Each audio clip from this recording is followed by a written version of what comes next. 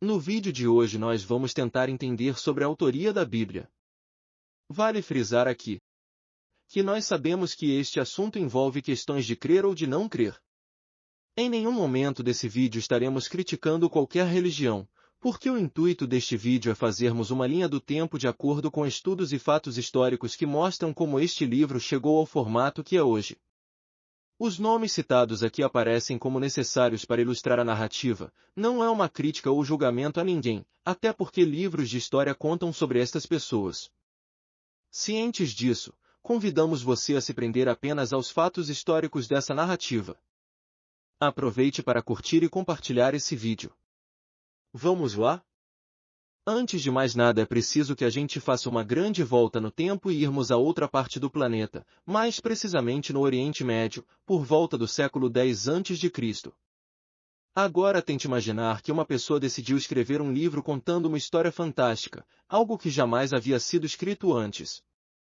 E que essa história tinha um enredo muito bom. Tão bom que logo se tornou conhecida por muita gente, e que nos próximos 1000 anos que se seguiram, a saga continuou ganhando novas versões e novas adaptações escritas por diferentes mãos, e cada um colocando o que achava mais interessante de acordo com seus ideais e interesses próprios. E esse enredo fantástico viria a se tornar o maior best-seller de todos os tempos. Bom, é mais ou menos essa a história da Bíblia Sagrada. Estamos falando de um dos livros mais importantes já feitos até hoje.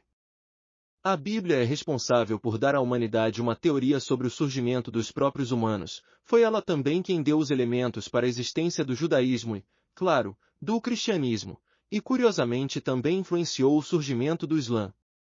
Muito além disso, a Bíblia por muitos séculos guiou a história da arte, pois sem ela não seria possível imaginar o que fariam Michelangelo e Da Vinci.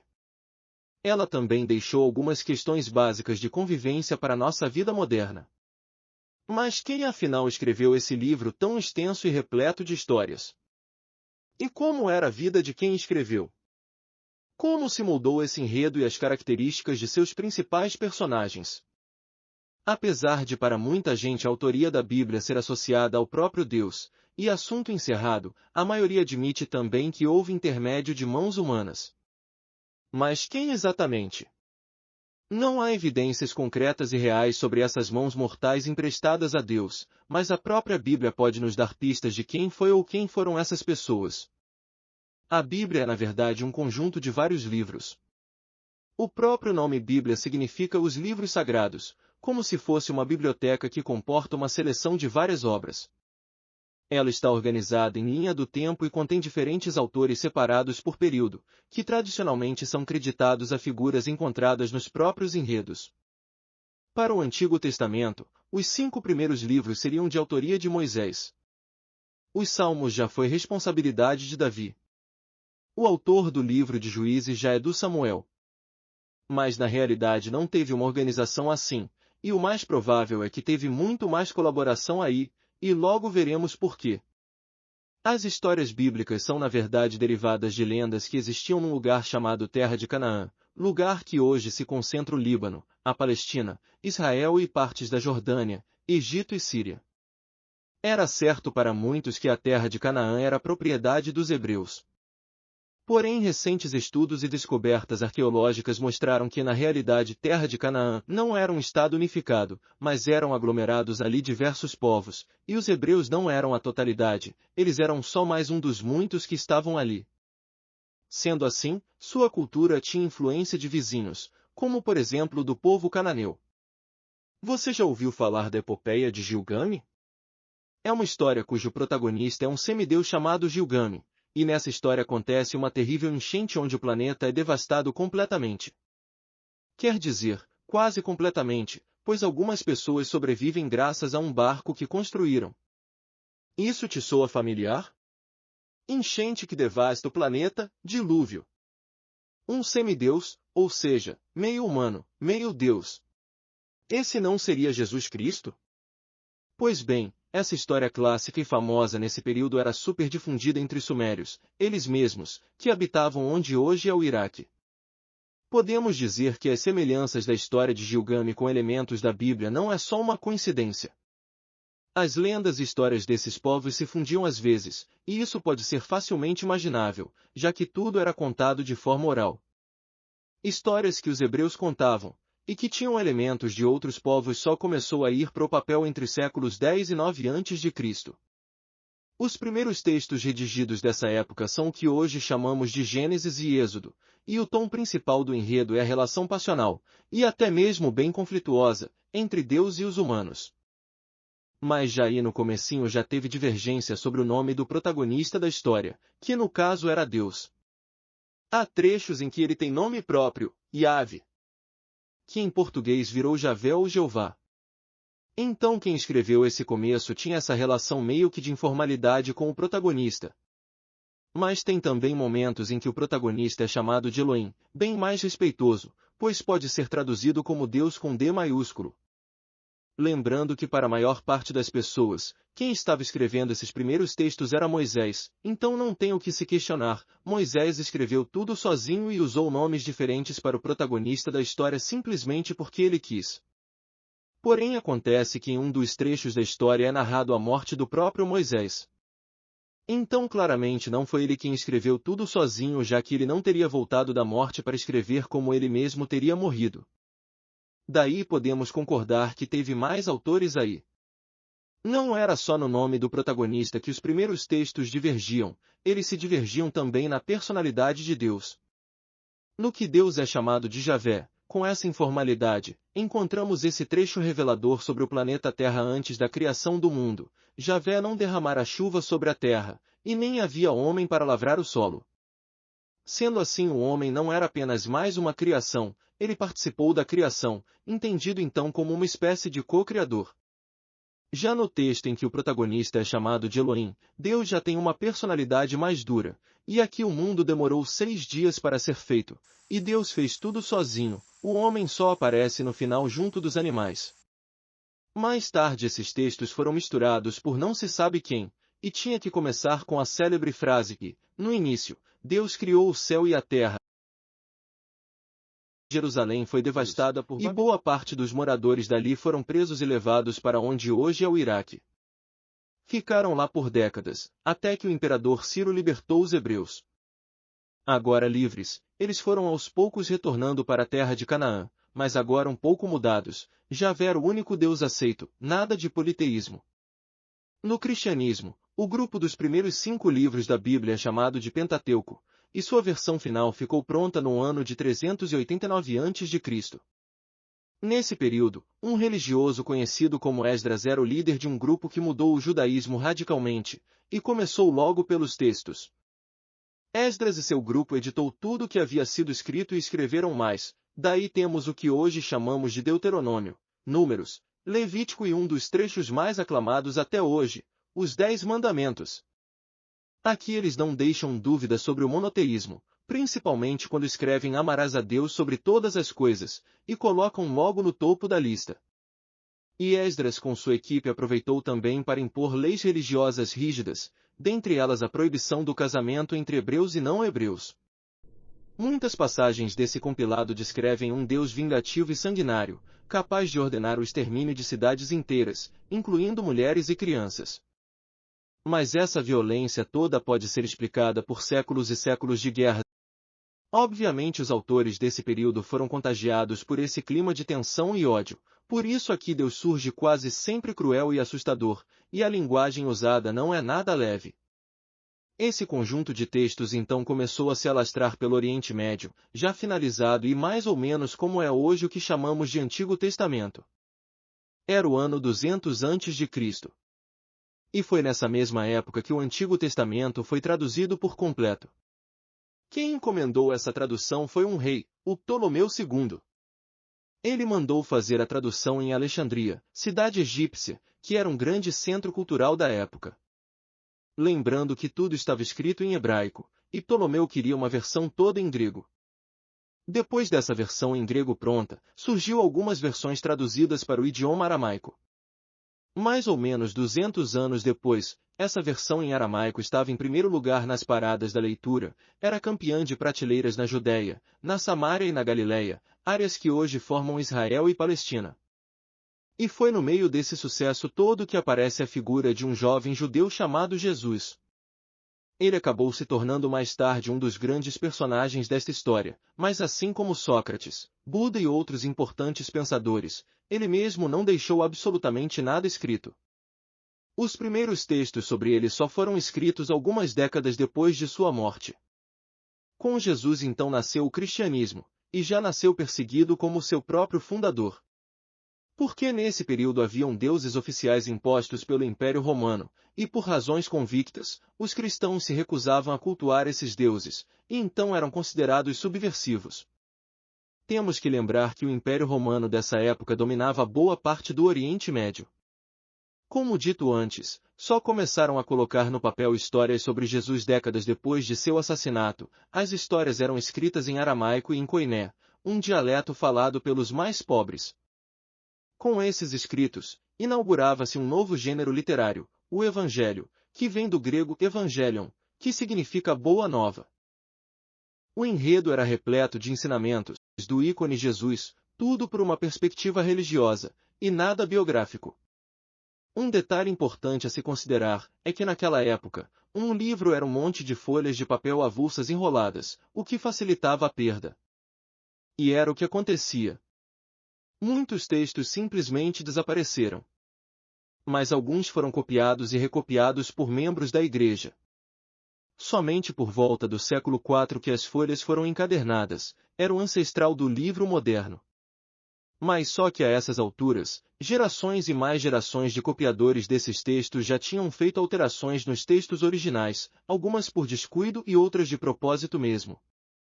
No último livro, o Apocalipse, que narra o fim do mundo, nota-se que o medo dessas alterações feitas pelos copiadores era tão grande e evidente, que rolou até uns avisos em forma de ameaça, como é possível ver em um dos versículos que diz: se alguém fizer acréscimos às páginas deste livro, Deus o castigará com as pragas descritas aqui. Mas por que será que cada um queria colocar um pouquinho mais de tempero ou mesmo alterar o que já estava escrito? Existe uma razão para isso. Acontece que os primeiros séculos do cristianismo, além de tensos devido às perseguições, era também bastante tumultuado de vertentes que não chegavam a um acordo. Teve os docetas que pregavam que Jesus era somente uma alma, que ele não teve corpo físico, e esses são os mesmos que diziam que a crucificação não passou de uma ilusão de ótica. Tinham os egionistas que diziam que Jesus não era filho de Deus, mas que ele foi na verdade adotado por Deus quando já era adulto, e fora outras seitas de cunho cristão que diziam coisas do arco da velha, e na primeira oportunidade que tinham queriam meter o bedelho nas escrituras. Estava difícil saber no que acreditar afinal de contas. Daí por volta do ano de 142 d.C., houve a primeira de várias tentativas de organizar essa bagunça que estava o Novo Testamento. E o responsável por isso, pasme, não foi um membro da alta cúpula da igreja, mas sim um comerciante de navios endinheirado chamado Marcião. Marcião nasceu onde hoje é a Turquia, e depois de ir para Roma converteu-se ao cristianismo, estudou e virou um teólogo. Daí ele resolveu montar ele mesmo uma seleção de textos sagrados. Além das seitas cristãs mencionadas antes, tinha uma chamada gnosticismo, que acreditava que o Deus narrado no Antigo Testamento era diferente do Deus que enviou Jesus para a Terra, e achavam inclusive que além de terem dois seres distintos, esses dois eram inimigos. E Marcião era simpatizante dessa seita aí. Então, quando ele montou sua própria Bíblia, ele selecionou apenas o Evangelho atribuído a João, escolheu 11 cartas de Paulo e não quis nenhuma página do Antigo Testamento. Se essa edição de Marcião tivesse ganhado adeptos, hoje talvez nem saberíamos sobre Adão e Eva, Arca de Noé, Travessia do Mar Vermelho e várias outras histórias.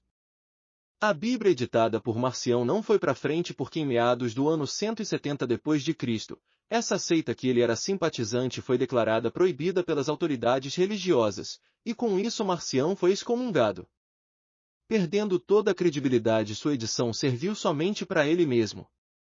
A maior inimiga dos cristãos daquela época era Roma. Mas pouco a pouco Roma ia se rendendo a essa nova fé.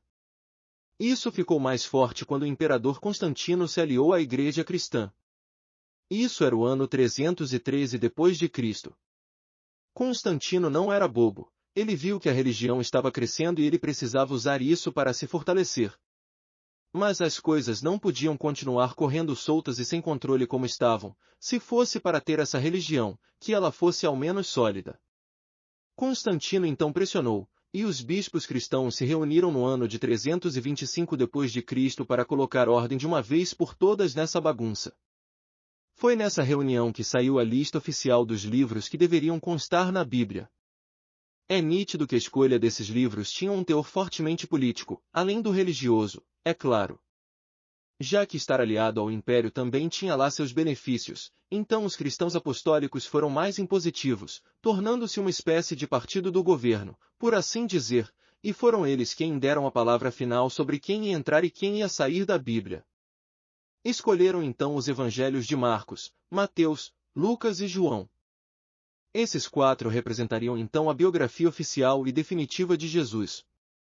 Vocês lembram dos docetas e dos ebionistas? Então, as histórias inventadas por eles definitivamente foram eliminadas, e quem escrevesse mais qualquer coisa seria considerado um herege, e tudo que estivesse fora da seleção dos cristãos apostólicos era considerado texto apócrifo, palavra grega que significa ocultado. Grande parte desses textos apócrifos sumiu. Isso porque depois de perderem de vez a credibilidade, os escribas da igreja não iam perder tempo de copiar isso. Mais recentemente, quer dizer, no século XIX, pedaços destes textos foram encontrados. Aí vem aquele polêmico texto encontrado em 1886 no Egito, que teria a assinatura de uma tal de Maria, que levou muita gente a achar que tratava-se de Maria Madalena, discípula de Jesus. Nesse texto ela é descrita no mesmo patamar que outros apóstolos, isso porque no começo do cristianismo estava tudo bem mulheres fazerem parte do clero. Foi lá no século III que o domínio passou a ser exclusivamente masculino, o que explica o fato do texto da tal Maria ter sido limado da Bíblia, e ela não ser considerada uma apóstola, e a sua história de vida acabou sendo resumida à história de uma ex-prostituta que se arrependeu. O machismo não se concentrou somente na exclusão dos textos da Maria, trechos machistas apareceram depois também no Novo Testamento, e Paulo seria o principal responsável por escrever esses trechos. Trechos em que diz, por exemplo, que a mulher não pode ensinar e não pode ter domínio sobre o homem.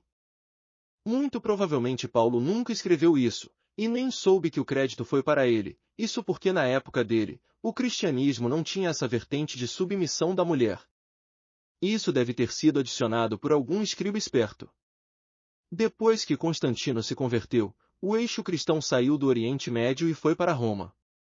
Mas faltava uma coisinha, traduzir os textos para o latim.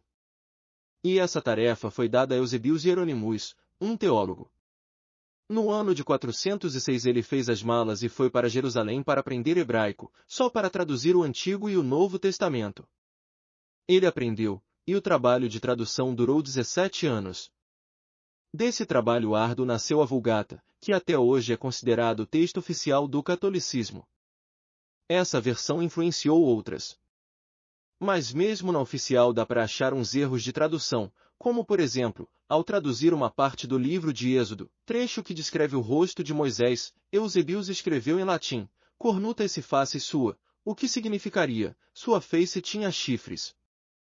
Mesmo soando bizarro, isso foi levado a sério por artistas de renome como Michelangelo, já que em uma de suas obras, uma escultura que representa Moisés, ele inseriu um par de chifres, o que causa estranheza em muita gente que visita a obra, mas a explicação vem desse errinho de Eusebius, que se confundiu com a palavra hebraica karan, que pode significar tanto chifre quanto raio de luz.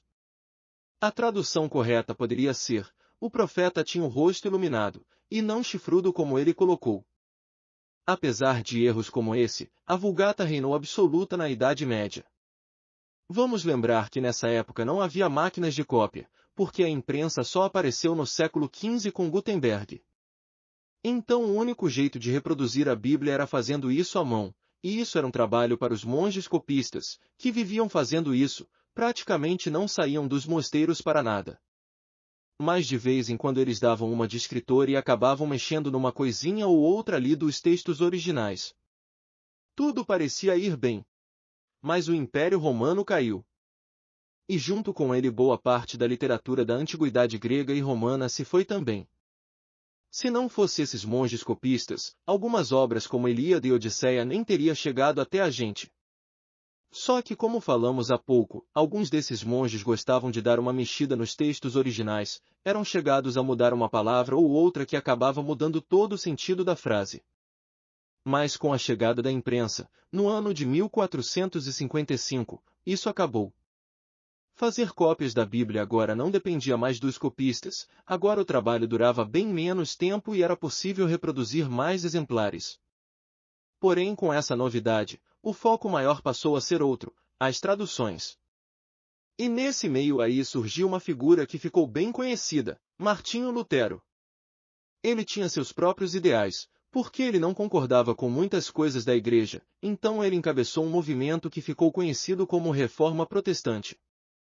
Ele mesmo tratou de traduzir a Bíblia pegando como fonte o texto em hebraico e em grego, ele passou tudo para o alemão, que era a língua materna dele.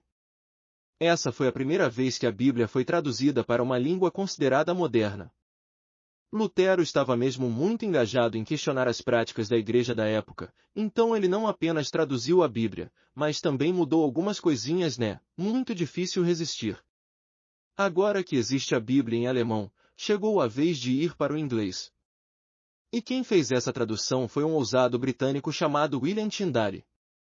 Ele fez mudanças como, por exemplo, traduzir a palavra eclesia por congregação, ao invés de usar o termo igreja, que era um termo mais usado pelos católicos. Nem precisava muito para isso não ser bem visto, só trocar essa palavrinha aí já era considerado uma afronta para os papas. E para piorar, William Tyndale era protestante, ou seja, tinha lá suas desavenças com a igreja. Daí não teve outra.